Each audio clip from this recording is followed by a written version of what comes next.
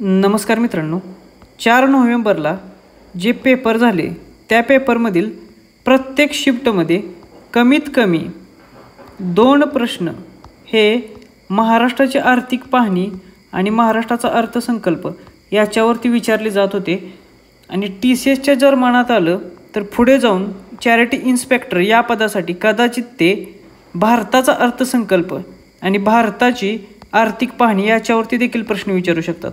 आणि महाराष्ट्राचा अर्थसंकल्प किंवा आर्थिक पाहणीशी संबंधित बरेचसे व्हिडिओ तुम्हाला यूट्यूब चॅनल्सवरती वेगवेगळ्या महाराष्ट्रामध्ये मिळून जातील, परंतु भारताच्या अर्थसंकल्पाशी संबंधित जास्त व्हिडिओज नाही आहेत. त्यामुळे जर परीक्षेमध्ये TCSने भारताच्या अर्थसंकल्पावरती प्रश्न विचारले तर त्याची उत्तरे तुम्हाला देता यावीत यासाठी या व्हिडिओमध्ये आपण भारताचा अर्थसंकल्प अतिशय शॉर्टमध्ये प्रश्न उत्तरांच्या स्वरूपात रिवाइज करणार आहोत, जेणेकरून परीक्षेमध्ये याच्यावरती जर प्रश्न विचारले तर आय होप की या व्हिडिओचा तुम्हाला फायदा होईल.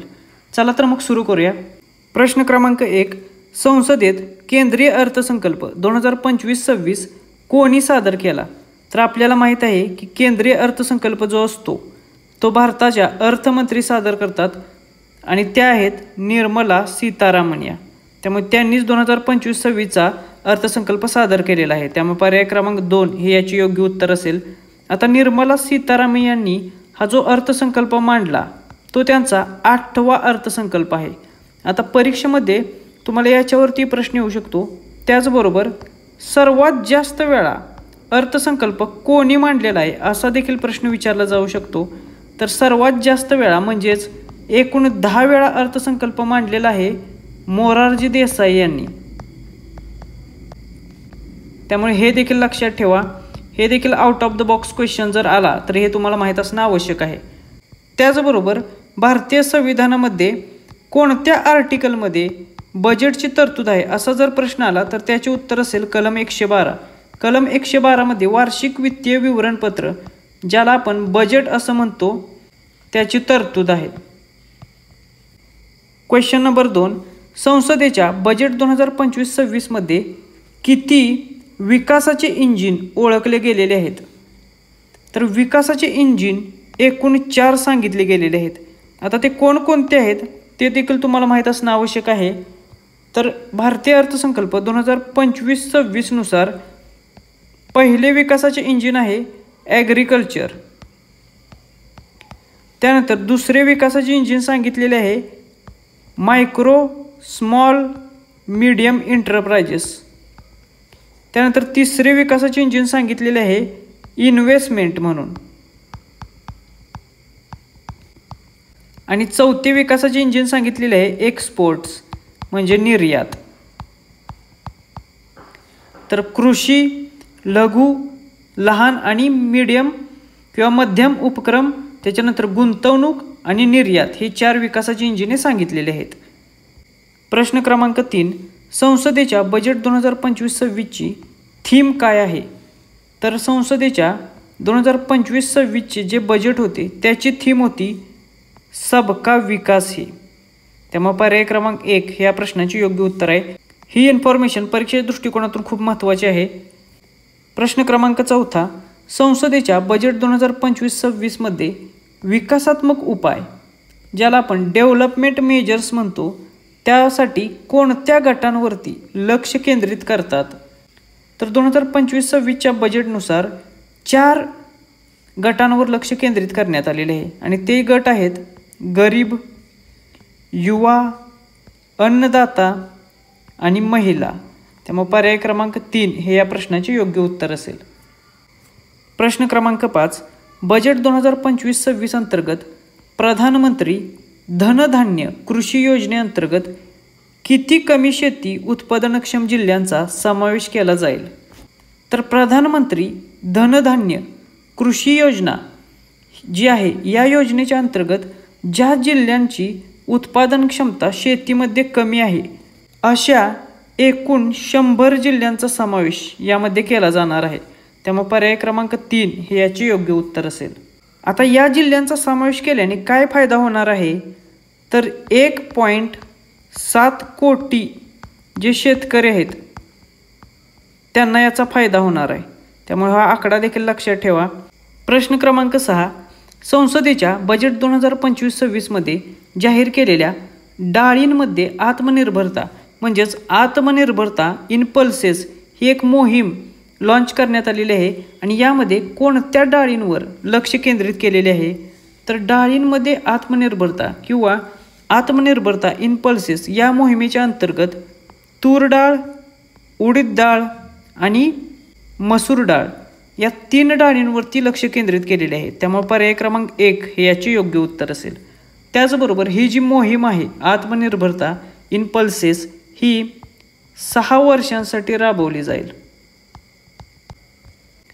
प्रश्न क्रमांक 7 संसदेच्या बजेट 2025-26 नुसार नवीन वाढवलेली किसान क्रेडिट कार्डची मर्यादा किती आहे? हा देखील प्रश्न परीक्षेच्या दृष्टिकोनातून खूप महत्त्वाचा आहे. तर किसान क्रेडिट कार्ड ही एक योजना आहे आणि याची मर्यादा 2025-26च्या बजेटनुसार वाढवलेली आहे. तर ही नवीन मर्यादा 5 लाख एवढी असेल. त्यामुळे पर्याय क्रमांक 3 हे या प्रश्नाची योग्य उत्तर असेल. पूर्वीची मर्यादा ही किती होती तर पूर्वीची मर्यादा ही 3 लाख एवढी होती. आता 3 लाख रुपयावरून नवीन मर्यादा ही 5 लाख एवढी करण्यात आलेली आहे. त्याचबरोबर ही जी मर्यादा वाढवलेली आहे याचा फायदा जवळपास 7.7 कोटी शेतकऱ्यांना होणार आहे कारण याच्या अंतर्गत शॉर्ट टर्म लोन्स प्रोव्हाइड केले जातात. प्रश्न क्रमांक 8 केंद्रीय अर्थसंकल्प 2025-26 मध्ये जाहीर करण्यात आलेल्या कापूस उत्पादन क्षमता म्हणजेच कॉटन प्रोडक्टिव्हिटी या अभियानाचा कालावधी किती आहे? तर 2025-26च्या अर्थसंकल्पानुसार कॉटन प्रोडक्टिव्हिटी हे जे अभियान आहे त्याचा कालावधी 5 वर्ष एवढा सांगितलेला आहे. त्यामुळे पर्याय क्रमांक 1 हे याचे योग्य उत्तर असेल. कापूस या पिकाच्या संबंधित हे अभियान राबवले जाणार आहे त्याची उत्पादन क्षमता वाढवण्यासाठी. प्रश्न क्रमांक 9 केंद्रीय अर्थसंकल्प 2025-26 नुसार मखाना बोर्ड कोणत्या राज्यात स्थापन करण्यात येणार आहे? तर हे जे मखाना बोर्ड आहे ते बिहार या राज्यात स्थापन करण्यात येणार आहे. त्यामुळे पर्याय क्रमांक 3 हे या प्रश्नाचे उत्तर आहे. तर ज्यांना माहीत नाही त्यांच्यासाठी हा आपला चालू घडामोडीच्या नोट्सचा कोर्स आहे. या कोर्समध्ये आपण 2025 या वर्षातील जानेवारीपासून ते डिसेंबरपर्यंतच्या सर्व महिन्याच्या करंट अफेअर्स प्रोव्हाइड करणार आहोत. या सर्व PDF तुम्ही डाउनलोड करू शकता, त्याच्या प्रिंट काढू शकता. त्याचबरोबर या प्रत्येक महिन्याच्या करंट अफेअर्सच्या नोट्स असून याच्यामध्ये 1 लाइनर स्वरूपात नोट्स आहेत. त्याचबरोबर या नोट्स आहेत त्या घटकनिहाय असतील. तर ज्यांना याची सॅम्पल कॉपी बघायची असेल ते आपल्या टेलिग्राम चॅनेलवरून पाहू शकतात. त्याचबरोबर स्पर्धा परीक्षा मित्र ही ॲप आपली डाउनलोड करा. या ॲपवरती हा कोर्स तुम्हाला मिळून जाईल. या कोर्समध्ये देखील तुम्हाला सॅम्पल कॉपी पाहता येईल. त्यानंतर प्रश्न क्रमांक 10 शेती उत्पादन क्षमता वाढवण्यासाठी 12.7 लाख मेट्रिक टन क्षमतेसह नवीन युरिया प्रकल्प कोठे स्थापन केला जाईल? तर या अर्थसंकल्पामध्ये शेतीची उत्पादन क्षमता वाढवण्यासाठी 12.7 लाख मेट्रिक टन एवढ्या क्षमतेचा एक नवीन युरिया प्रकल्प स्थापन करण्यात येणार आहे आणि हा प्रकल्प आसाम या राज्यात उभारला जाईल. त्यामुळे पर्याय क्रमांक 1 हे याचे योग्य उत्तर असेल. प्रश्न क्रमांक 11 मायक्रो एंटरप्राइजेस क्रेडिट कार्ड्स अंतर्गत मायक्रो एंटरप्राइजसाठी किती कर्ज सुविधा दिली जाईल?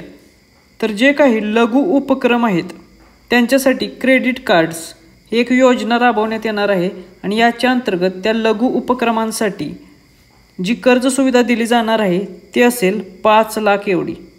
त्यामुळे पर्याय क्रमांक 1 हे याचे योग्य उत्तर असेल.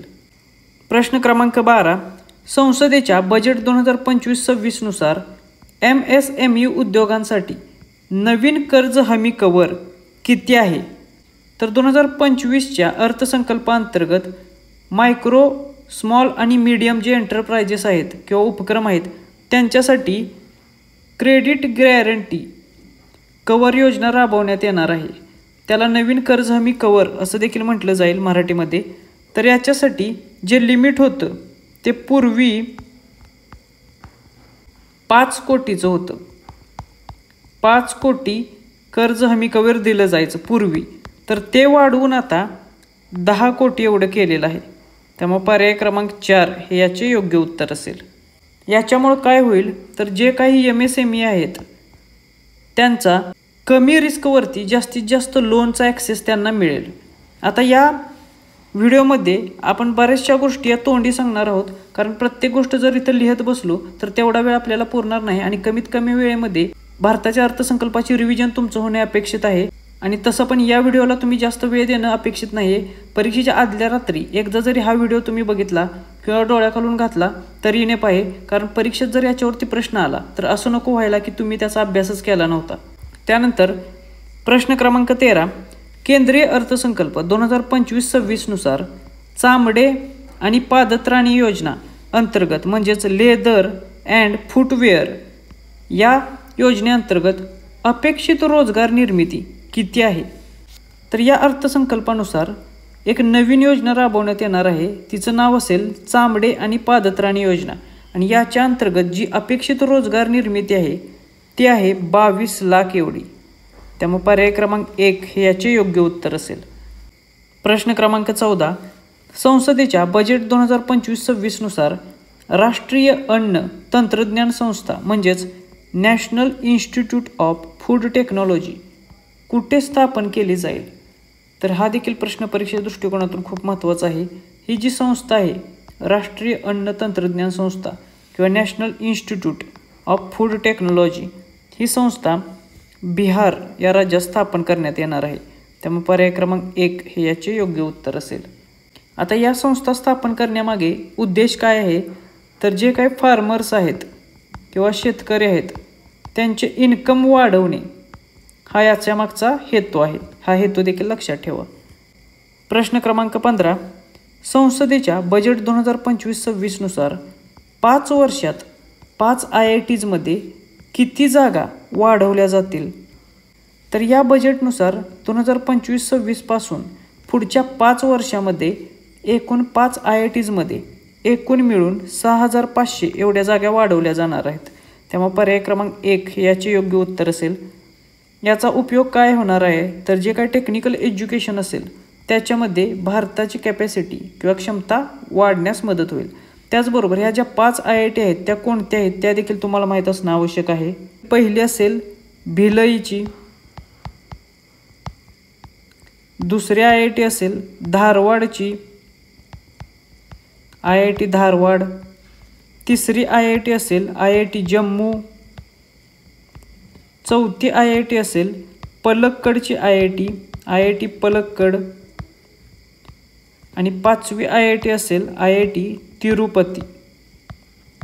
तर या 5 IITमध्ये मिळून 6500 एवढ्या जागा वाढवण्यात येणार आहेत. प्रश्न क्रमांक 16, संसदेच्या बजेट 2025 नुसार पुढील 5 वर्षामध्ये शासकीय शाळांमध्ये किती अटल थिंकिंग लॅब्स स्थापन केल्या जातील? तर पुढच्या 5 वर्षांमध्ये ज्या काही शासकीय शाळा आहेत त्याच्यामध्ये अटल थिंकिंग लॅब स्थापन केल्या जाणार आहेत आणि त्यांची संख्या ही 50,000 एवढी असेल. त्यामुळे पर्याय क्रमांक 2 हे याचे योग्य उत्तर असेल. आता ही जी अटल थिंकिंग लॅब आहे याचं वैशिष्ट्य काय आहे? तर जी काही लहान मुले आहेत शाळेमध्ये शिकणारी त्यांच्या मनामध्ये सायन्स विषय किंवा संशोधनाविषयी गोडी निर्माण करणे हे याचं ध्येय असेल. प्रश्न क्रमांक 17, बजेट 2025मध्ये शिक्षणासाठी कृत्रिम बुद्धिमत्तेच्या म्हणजेच AIच्या सेंटर ऑफ एक्सेलन्ससाठी एकूण किती निधी ठेवण्यात आलेला आहे? तर कृत्रिम बुद्धिमत्तेच्या AIच्या सेंटर ऑफ एक्सेलन्ससाठी एकूण 500 कोटी रुपयांचा निधी ठेवण्यात आलेला आहे. त्यामुळे पर्याय क्रमांक 1 हे याचे योग्य उत्तर असेल. प्रश्न क्रमांक 18, वैद्यकीय महाविद्यालये आणि रुग्णालयांसाठी किती अतिरिक्त जागा जाहीर करण्यात आलेल्या आहेत? तर 2025च्या अर्थसंकल्पामध्ये वैद्यकीय महाविद्यालये असतील आणि जी रुग्णालये आहेत त्यांच्यासाठी अतिरिक्त अशा 10,000 जागा जाहीर करण्यात आलेल्या आहेत. त्यामुळे पर्याय क्रमांक 1 हे याचे योग्य उत्तर असेल. त्याचबरोबर याच्याच अंतर्गत पुढील 5 वर्षांमध्ये एकूण 75,000 एवढ्या जागा या मेडिकल कॉलेज आणि मेडिकल हॉस्पिटलमध्ये ॲड केल्या जातील. म्हणजे सध्या 10,000 जागा जाहीर केलेल्या आहेत, मात्र पुढच्या 5 वर्षामध्ये एकूण 75,000 जागा यामध्ये वाढवण्यात येतील. प्रश्न क्रमांक 19. केंद्रीय अर्थसंकल्पानुसार 2025-26 मध्ये किती कॅन्सर सेंटर स्थापन करण्यात येणार आहेत? तर या अर्थसंकल्पानुसार 2025-26 यामध्ये एकूण 200 कॅन्सर सेंटर उभारण्यात येणार आहेत. त्यामुळे पर्याय क्रमांक 2 हे याचे योग्य उत्तर असेल. हा देखील परीक्षेच्या दृष्टिकोनातून महत्त्वाचा प्रश्न आहे. त्याचबरोबर जे काही जिल्ह्याचे ठिकाणे आहेत त्या ठिकाणी जी जिल्हा रुग्णालये असतात त्या जिल्हा रुग्णालयामध्ये पुढच्या 3 वर्षांमध्ये प्रत्येक जिल्ह्याच्या रुग्णालयात डे केअर कॅन्सर सेंटर स्थापन करण्यात येणार आहे. त्यामुळे हे देखील लक्षात ठेवा, पुढच्या 3 वर्षामध्ये सर्व जिल्हा रुग्णालयांमध्ये डे केअर कॅन्सर सेंटर देखील स्थापन केले जाईल. प्रश्न क्रमांक 20. संसदेच्या बजेट 2025 नुसार भारतीय भाषा पुस्तक योजनाचे उद्दिष्ट काय आहे? हा देखील परीक्षेच्या दृष्टिकोनातून महत्त्वाचा असलेला प्रश्न आहे. तर जी भारतीय भाषा पुस्तक योजना जाहीर करण्यात आलेली आहे तिचे उद्दिष्ट आहे शाळा आणि उच्च शिक्षणासाठी किंवा उच्च महाविद्यालयांमध्ये भारतीय भाषांमध्ये डिजिटल पुस्तके उपलब्ध करणे. त्यामुळे पर्याय क्रमांक 1 हे याचे योग्य उत्तर असेल. म्हणजे काय? तर शालेय शिक्षणासाठी आणि उच्च शिक्षणासाठी भारतीय भाषांमध्ये डिजिटल पुस्तके उपलब्ध करणे. प्रश्न क्रमांक 21. 100% कव्हरेज साधण्यासाठी जल जीवन मिशन कोणत्या वर्षापर्यंत वाढवले गेलेले आहे? तर सर्वात आधी आपण जल जीवन मिशन ही परीक्षेच्या दृष्टिकोनातून महत्त्वाची असलेली योजना आहे, त्याच्याबद्दल अधिक माहिती घेऊया. तर या जल जीवन मिशनची सुरुवात कधी झाली अशा प्रकारचा प्रश्न देखील TCS तुम्हाला विचारू शकते. तर याची सुरुवात किंवा यांचे लॉन्चिंग झालेले 15 ऑगस्ट 2019ला. यासाठी कोणते मंत्रालय जबाबदार आहे ही योजना राबवण्यासाठी? तर यासाठी जे मंत्रालय आहे त्याचे नाव आहे जलशक्ती मंत्रालय. तर जलशक्ती मंत्रालयाच्या अंतर्गत ही योजना राबवली जाते. त्यानंतर या योजनेचे ध्येय काय आहे? तर या योजनेचे ध्येय हे 2028 पर्यंत प्रत्येक ग्रामीण घरामध्ये स्वच्छ पिण्याच्या पाण्याचा पुरवठा करणे यासाठी ही योजना राबवली जाते. त्यामुळे पर्याय क्रमांक 4 हे याचे योग्य उत्तर असेल. पूर्वी जे लक्ष होते ते 2024चे होते, मात्र ते वाढवून 2028 पर्यंत केलेले आहे. प्रश्न क्रमांक 22. अर्बन चॅलेंज फंडसाठी एकूण किती निधी वाटप करण्यात आला आहे? तर अर्बन चॅलेंज फंडसाठी एकूण 1,00,000 कोटी एवढा निधी वाटप करण्यात येणार आहे. त्यामुळे पर्याय क्रमांक 1 हे याचे योग्य उत्तर असेल. इथे जर तुम्हाला 2025-26 साठी किती निधीची तरतूद करण्यात आलेली आहे अर्बन चॅलेंज फंड अंतर्गत असं जर विचारलं तर या एका वर्षासाठी 10,000 कोटीची तरतूद केलेली आहे, हे लक्षात घ्या. फक्त 2025-26 साठी 10,000 कोटीची तरतूद आहे. मात्र संपूर्ण तरतूद जर विचारली एकूण तरतूद तर ती 1,00,000 कोटी आहे. ती टप्प्याटप्प्यानं दिली जाईल. मात्र 2025 या वर्षासाठीची 10,000 कोटीची तरतूद असेल. प्रश्न क्रमांक 23. केंद्रीय अर्थसंकल्प 2025 मध्ये मेरीटाईम डेव्हलपमेंट फंड साठी प्रस्तावित रक्कम किती आहे? म्हणजेच सागरी विकास निधी या नावाने एक योजना राबवली जाईल आणि त्याच्या अंतर्गत प्रस्तावित फंड असेल एकूण 25,000 कोटी रुपयांचा. त्यामुळे पर्याय क्रमांक 3 हे याचे योग्य उत्तर असेल. आता हा जो निधी असेल मेरीटाईम डेव्हलपमेंट फंड याचा उपयोग काय आहे? तर जी काही स्वदेशी जहाज बांधणी असेल त्याचबरोबर जहाज बांधणी क्षेत्रातील ज्या काही अडचणी असतील किंवा यातील पायाभूत सुविधा असतील, इन्फ्रास्ट्रक्चर असेल, त्याला मजबूती देण्यासाठी हा निधी वापरला जाईल. प्रश्न क्रमांक 24.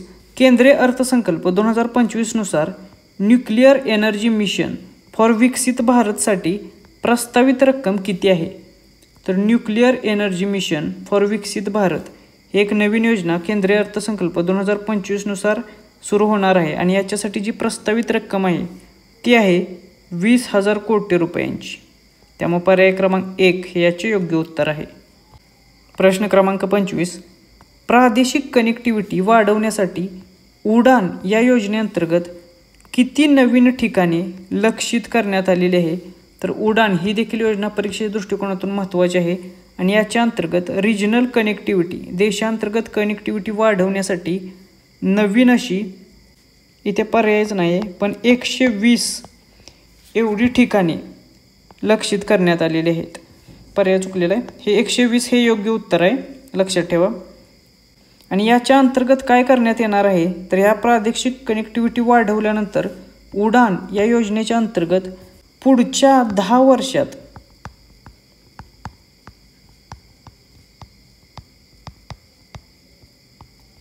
जवळपास 4 कोटी प्रवासी वाहतूक करण्याचे लक्ष्य याच्या अंतर्गत ठेवलेले आहे. त्यामुळे हे देखील तुम्हाला माहीत असणं आवश्यक आहे. त्यानंतर नेक्स्ट क्वेश्चन, प्रश्न क्रमांक 26. देशभरातील किती पर्यटन स्थळे राज्यांच्या भागीदारीत चॅलेंज मोडद्वारे विकसित करण्यात येणार आहेत? तर देशभरातील काही महत्त्वाची पर्यटन स्थळे ही त्या राज्यांच्या सोबत भागीदारी करून चॅलेंज मोडद्वारे विकसित करण्यात येणार आहेत. तर ही अशी चॅलेंज मोडद्वारे विकसित करण्यात येणारी पर्यटन स्थळांची संख्या असणार आहे 50 एवढी. त्यामुळे पर्याय क्रमांक 1 हे याचे योग्य उत्तर आहे. प्रश्न क्रमांक 27. ग्रामीण भागातील सर्व शासकीय माध्यमिक शाळा आणि प्राथमिक आरोग्य केंद्रांना ब्रॉडबँड कनेक्टिव्हिटी कोणत्या प्रकल्पाअंतर्गत दिली जाणार आहे? तर ग्रामीण भागातील, येथे ग्रामीण भाग हा खूप महत्त्वाचा शब्द आहे. ग्रामीण भागातील ज्या काही सर्व शासनाच्या माध्यमिक शाळा आहेत, त्याचबरोबर प्राथमिक आरोग्य केंद्रे जी आहेत, त्यांना ब्रॉडबँड कनेक्टिव्हिटी दिली जाणार आहे. आणि ती ब्रॉडबँड कनेक्टिव्हिटी ही भारतनेट या प्रकल्पाअंतर्गत दिली जाणार आहे. त्यामुळे पर्याय क्रमांक 2 हे याचे योग्य उत्तर असेल. प्रश्न क्रमांक 28. खाजगी क्षेत्राच्या पुढाकाराने चालवल्या जाणाऱ्या संशोधन, विकास आणि नवोन्मेष या उपक्रमांसाठी किती निधीची तरतूद करण्यात आलेली आहे?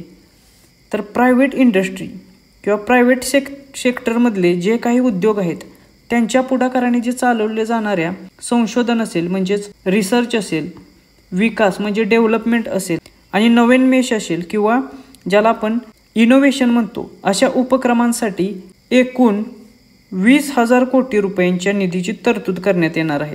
त्यामुळे पर्याय क्रमांक 1 हे याचे योग्य उत्तर असेल. प्रश्न क्रमांक 29. आंतरराष्ट्रीय व्यापारातील निर्यात वाढवण्यासाठी स्थापन करण्यात येणाऱ्या युनिफाईड डिजिटल प्लॅटफॉर्मचे नाव काय आहे? तर इंटरनॅशनल जे इम्पोर्ट एक्सपोर्ट चालते किंवा जो ट्रेड आहे त्या ट्रेडमधील भारताची निर्यात वाढवण्यासाठी एक युनिफाईड डिजिटल प्लॅटफॉर्म स्थापन करण्यात येणार आहे आणि या प्लॅटफॉर्मचे नाव असणार आहे भारत ट्रेड नेट किंवा शॉर्टमध्ये त्याला BTN म्हणून संबोधले जाईल. त्यामुळे पर्याय क्रमांक 3 हे याचे योग्य उत्तर असेल. हा देखील परीक्षेच्या दृष्टिकोनातून महत्त्वाचा प्रश्न असेल. त्याच्यानंतर प्रश्न क्रमांक 30. ज्या उत्पन्नावरती कोणतीही आयकर आकारला जाणार नाही ती मर्यादा किती आहे?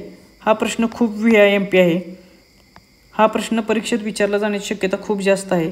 तर असे कोणते उत्पन्न आहे 2025च्या अर्थसंकल्पानुसार ज्याच्यावर कोणताही आयकर आकारला जाणार नाही? तर ती आयकराची मर्यादा आहे 12 लाख. याच्या आतील उत्पन्नावर आयकर आकारला जाणार नाही. त्यामुळे पर्याय क्रमांक 2 हे याचे योग्य उत्तर असेल. प्रश्न क्रमांक 31. केंद्रीय अर्थसंकल्प 2025 नुसार कर्करोग, दीर्घकालीन आणि दुर्मिळ आजारांवरील किती जीवनरक्षक औषधांना पूर्णपणे करमाफी देण्यात आलेली आहे?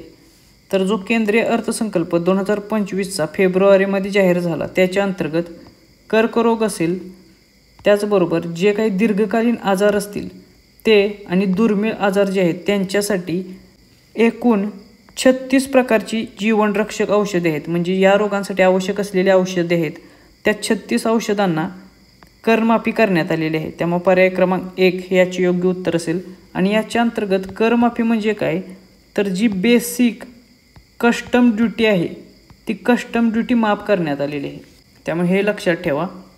प्रश्न क्रमांक 32, PM स्वनिधी या योजनेअंतर्गत UPI लिंक्ड क्रेडिट कार्डद्वारे रस्त्यावरच्या विक्रेत्यांसाठी कर्ज मर्यादा किती आहे? तर ही जी PM स्वनिधी योजना आहे ती 2020मध्ये लॉन्च करण्यात आली होती रस्त्यावरचे जे विक्रेते आहेत, स्ट्रीट वेंडर्स, त्यांच्यासाठी. आणि या अंतर्गत UPI लिंक्ड क्रेडिट कार्डद्वारे जी कर्ज मर्यादा ठेवण्यात आलेली आहे ती आहे 30,000 इतकी. त्यामुळे पर्याय क्रमांक 4 याचे योग्य उत्तर आहे. प्रश्न क्रमांक 33, नवीन प्रस्तावानुसार भारताच्या विमा क्षेत्रासाठी नवीन परकीय थेट गुंतवणूक म्हणजेच FDI फॉरेन डिरेक्ट इन्व्हेस्टमेंटची मर्यादा किती आहे? तर विमा क्षेत्रासाठी FDIची मर्यादा वाढवण्यात आलेली आहे भारताचा अर्थसंकल्प 2025 नुसार. तर जुनी मर्यादा 74% एवढी होती.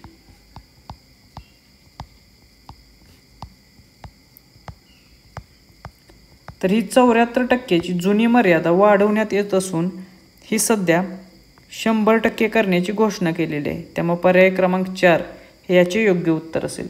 त्यामुळे विमा क्षेत्रामध्ये आता इथून पुढे FDI हे डायरेक्ट 100% देखील होऊ शकतो.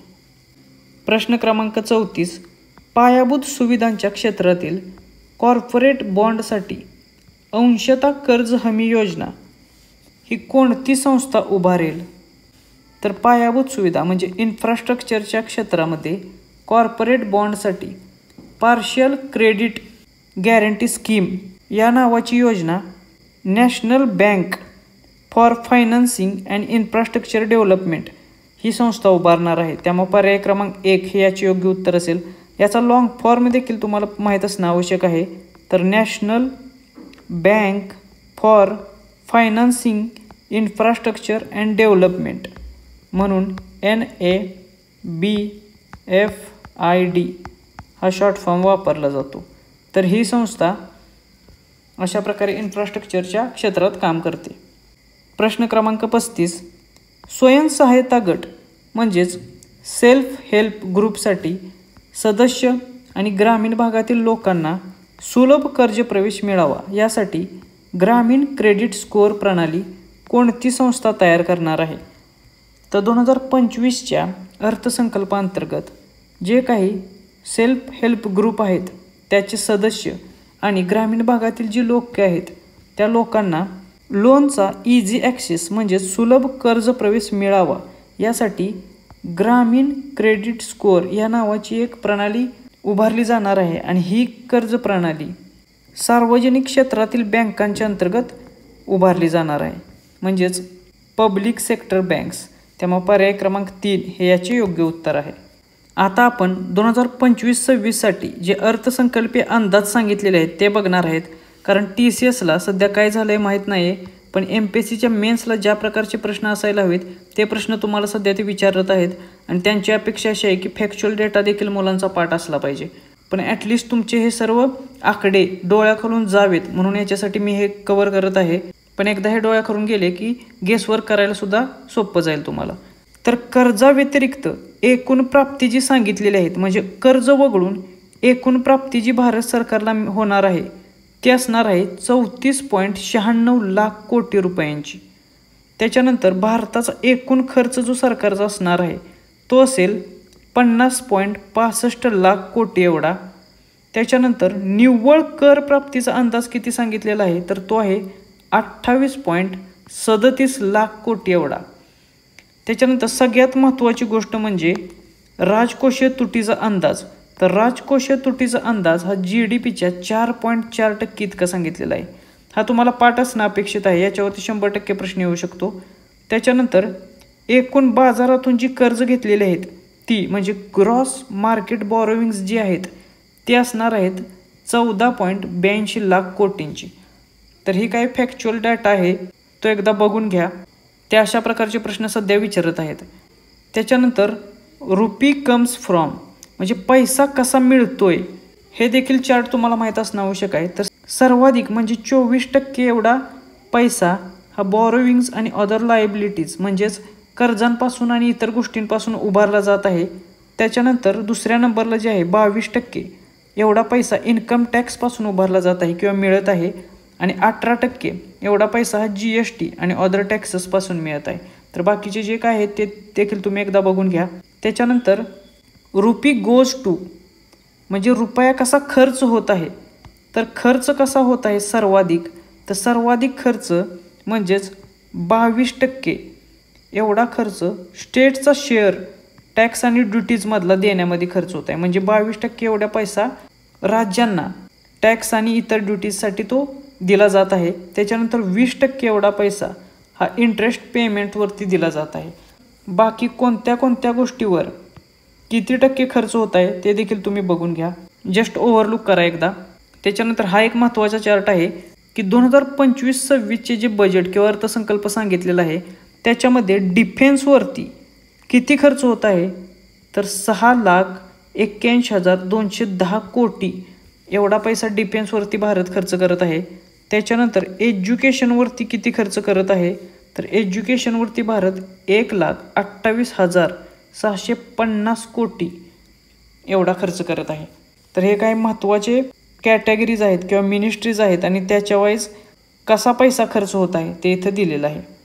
त्याच्यानंतर आणखीन एक महत्त्वाचा प्रश्न म्हणजे आर्थिक वर्ष 2025-26साठी राजकोषीय तूट जिला आपण फिस्कल डेफिसिट म्हणतो ती किती असेल, तर हे आपण मागाशीच बघितलेलं आहे की 2025-26साठी राजकोषीय तूट जी आहे फिस्कल डेफिसिट ही 4.4% एवढी सांगितलेली आहे. त्यामुळे पर्याय क्रमांक 2 हे याचे योग्य उत्तर असेल. 2024-25च्या आकडेवारीवर सुद्धा प्रश्न अशा प्रकारचे ते विचारतात. तर 2024-25साठी जी फिस्कल डेफिसिट आहे ती 4.8% एवढी होती.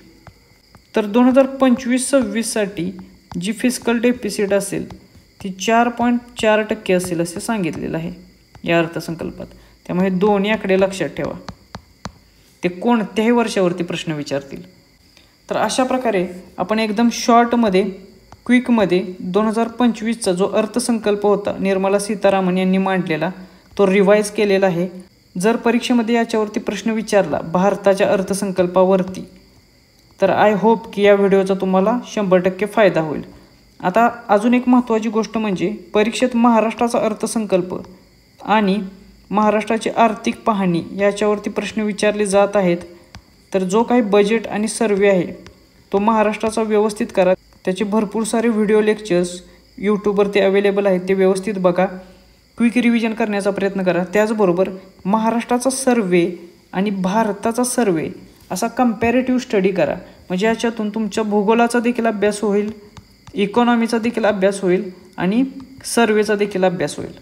त्याचबरोबर हा एक आपला चालू घडामोडीचा कोर्स आहे ज्याबद्दल मी मगाशी सांगितलेलं आहे. आणि हा जो आपला धर्मादाय आयुक्तालय भरती 2025चा ऑनलाईन टेस्ट सिरीजचा कोर्स आहे तो देखील तुम्ही घेऊ शकता. जर तुम्हाला जास्तीत जास्त सराव करण्याची आवश्यकता वाटत असेल, परीक्षेच्या आधी तुमचे माइंड सेट करणं गरजेचं वाटत असेल तर त्याच्यासाठी तुम्ही ही ऑनलाईन टेस्ट सिरीज परचेस करू शकता आणि जास्तीत जास्त प्रश्नांचा सराव करू शकता. परीक्षेच्या आधी तुम्ही टाईम मॅनेजमेंट करू शकता, त्याच्याबद्दल तुम्ही प्रॅक्टिस करू शकता किंवा परीक्षेचा जो माइंडसेट असेल तो सेट करण्यासाठी ह्या टेस्ट सिरीजचा तुम्हाला नक्कीच फायदा होईल. तुम्हाला परीक्षेसाठी ऑल द बेस्ट. भेटूया नेक्स्ट व्हिडिओच्या माध्यमातून. आणि एक या व्हिडिओची PDF तुम्हाला आपल्या टेलिग्राम चॅनेलला मिळून जाईल. टेलिग्राम चॅनेलची लिंक खाली डिस्क्रिप्शन बॉक्समध्ये दिलेली आहे. Thank you very much.